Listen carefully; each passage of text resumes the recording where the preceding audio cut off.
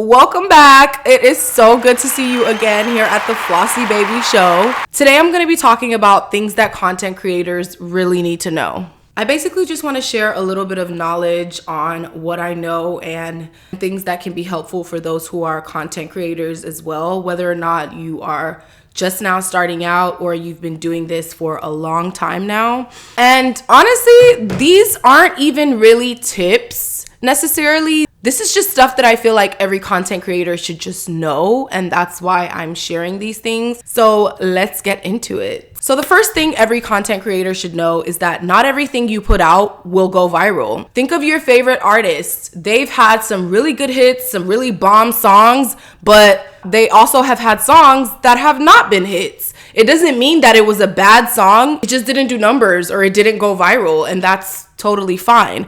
Just because something doesn't go viral doesn't mean it wasn't good. I feel like if you constantly let these numbers define you and make you feel good or not about your work, you will just get stuck in an endless cycle of constantly needing validation in order to feel good about yourself. Yes, it's important to consider what your audience wants to see, but at the end of the day, if you're putting out work that you are proud of and you feel good about, that should be enough for you. The next thing that content creators need to know is that you are allowed to try new things, okay? Let's say you start out making cooking videos and you really like it, but after a while you decide, I'm not feeling this anymore. I don't think I want to make cooking videos anymore. I think I want to do makeup videos or fashion videos, whatever the fuck. You are allowed to change your mind. You are allowed to pivot. If one thing isn't working out for you, or if it is and you simply just get bored of it, you are allowed to change your mind. You don't have to stick with doing whatever you started out doing. That's why I personally just don't believe in having a niche. I just feel like so many of us that are good at so many different things, post what you want and the right audience will naturally gravitate to you. The next thing that I think every content creator needs to know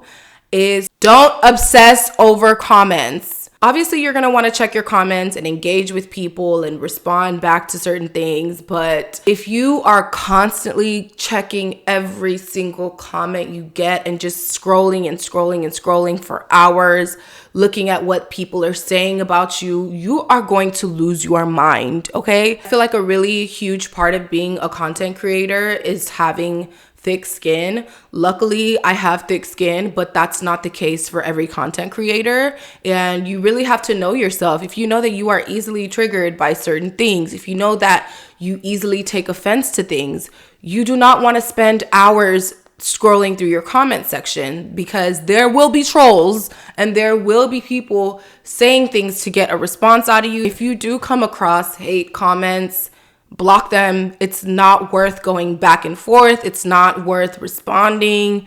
It's just not worth it. I don't give people the satisfaction of getting a response out of me. I'm just gonna block you and you will never see my page again. And that's just it. I think you should do the same if you're a content creator. Don't waste your time. Don't waste your breath. Don't waste your energy.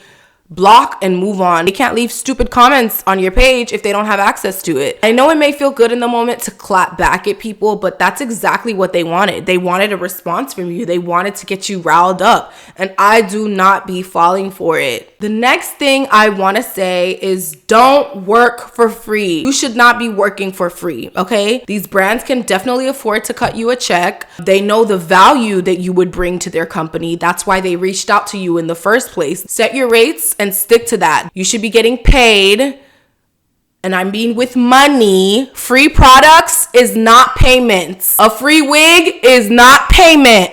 A free outfit is not payment. Free makeup is not payment. Free skincare is what? Is not payment. They need to write you a check.